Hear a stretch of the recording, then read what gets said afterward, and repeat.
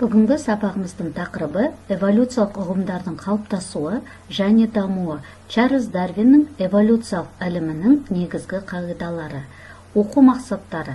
Карл Линней мен Жан-Батист Ламарк еңбектерінің негізгі қағидаларын оқып зерттеу, эволюция ілімінің қалыптасуындағы Чарльз Дарвин еңбектерінің рөлін түсіну.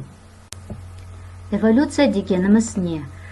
Эволюция ұғымы латын тілінен аударғанда эволюция тарихи даму, өрлеу, өзгеру деген мағынаны білдіреді. Эволюцияның 4 түрлі тәсілмен сипаттай аламыз. Бірінші, эволюция деп органикалық дүниенің күрделі және ұзаққа созылған тарихи даму процесі. Екіншіден, ағзалардың артық немесе кем жетілуі. Үшіншіден, қарапайым түрден күрделі түрге ауысуы біртіндеп. Төртінші, ең соңғысы, ағзалардың ұзақ уақыт ішінде жетілуі. Жалпы, қазіргі жер бетінде жүрген жануарлар бұрын болмаған. Мысалы, мезозой заманында мамонттар, динозаврлар, үңгірде өмір сүретін ақ аюлар, қылыш тісті жолбарыстар болса, қазіргі кезде мысық, ит, қой, тасбақа, акула сияқты жануарларды кездестіреміз. Алайда олардың жастары бірдей емес. Мысалы, акула, қой, сиыр секілді жануарлар ит пен мысыққа қарағанда әлде қайда бұрын қалыптасқан түрлер. Әр заманда тіршілік иелері әртүрлі болып келеді. Эволюциялық теориялардың дамуына ең бірінші үлес қосқан Карл Линней. Карл Линней ол швед жаратылыстанушы биолог. Ең бірінші оның еңбегі ол жануарларды және өсімдіктерді класс, отряд, туыстар, түрлерге бөлді. Яғни ол таксономия ғылымымен айналысты. Өсімдіктер мен жануарларға қосарлы атау тізімді беруді ұсынды. Бинарлы систематиканы енгізген ғалымдардың бірі. Және де ол белгілі бір жануарларды түрге, туыстарға бөлу арқылы бір атадан шыққанына көз жеткізді. Алайда оны мойындамады. Себебі ол идеалист метафизик болған. Оның ойынша жер бетінде тіршілік дәл осындай қалыпта бұрын да болды деп есептеген. Жан-Батист Ламарк 18 ғасырда өмір сүрген ғалым.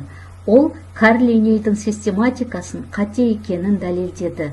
Яғни Карл Линней өзінің заманында ең жақсы систематика жасаса, Жан-Батист Ламарк одан әрі қарай оны жақсартты. Ол көрнекті трансформист болған. Трансформист барлық тірі ағзалар өзгереді, яғни эволюция бар екеніне сенетін ғалымдар. Жан-Батист Ламарк жануарларды 10 дұрыс түрге бөлді. Ол қазіргі таксономиямен де үйлесімділігін табады. Және тағы да ең негізгі еңбегі ол градация ұғымын енгізді. Градация дегеніміз ол жануарлардың қарапайым құрылысынан бірте-бірте күрделену процесі. Алайда Жан-Батист Ламарктың кемшіліктері эволюция себептерін тіршіліктің жетілуге ұмтылу деп қате түсіндірді. Яғни жаттығу барысында алынған белгілер тұқым қуалайды деп теріс шамалады. Чарльз Дарвиннің еңбектерімен танысу үшін қазір сіздер видеоны көріп тамашалаңыздар. 1831 жылы Чарльз Дарвин навигациялық карталарды жаңартудың мақсатымен ұйымдастырылған саяхатқа шықты. Табиғат зерттеушісі ретінде Дарвин Вигл кемесінде Оңтүстік Америкаға және Галапагос аралдарына жетті. Кеме порттарға кірген кезде Дарвин жағаға түсіп, өсімдіктерді және жануарларды, олардың әртүрлі тіршілік орталарында бейімделу қабілеттерін бақылады. Галапагос аралдарында ол әлемнің басқа жерінде мекендемейтін хайуанаттар әлемін және өсімдіктер дүниесін анықтады. Бірақ Дарвин олардың Оңтүстік Америкада мекендейтін өсімдіктер мен жануарларға ұқсайтынын байқады. Демек, бұл аралдарды олар отарға айналдырған деген болжамды ұсынды. Ол торғайдың 13 түрін бақылауды негізге ала отырып, бұлар шамасы бір түрден тараған деген тұжырымға келді. Ал олардың өзгергіштігі оқшауланудың және азық пен оның жеткілікті болуы секілді ортаның әртүрлі жағдайларының нәтижесі болып табылады.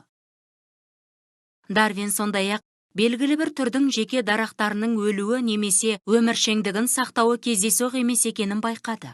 Өміршеңдікке және көбеюге үлкен мүмкіншілігі бар даралар өздері мекендейтін ортаның жағдайларына жақсы бейімделген. Бұл механизмді Дарвин табиғи сұрыпталу деп атады және эволюцияның негізгі себебі ретінде анықтады. Видеоны көріп, сабақты түсінген болсаңыздар, бүгінгі адасқан ұғымдар атты тапсырманы орындап көрейік. Эволюция ұғымдары берілген ұғымдарды тиісті ғалымдардың еңбектеріне бөліп жазыңыздар. Тапсырманы орындап болсаңыздар, бүгінгі сабағымызды SMS хабарламасы арқылы қорытындылаймыз. Бұл қорытындыда алған әсерлеріңізді маған SMS арқылы жолдай аласыздар. Үйге берілген тапсырма. Төмендегі кестеде биология ғылымының дамуына үлес қосқан ғалымдардың еңбектері берілген. Сәйкес келетін тұжырымдардың тұсына 10 таңбасын қойып, кестені толтырыңыздар. Бүгінгі сабағымыз аяқталды. Сау саламат болыңыздар.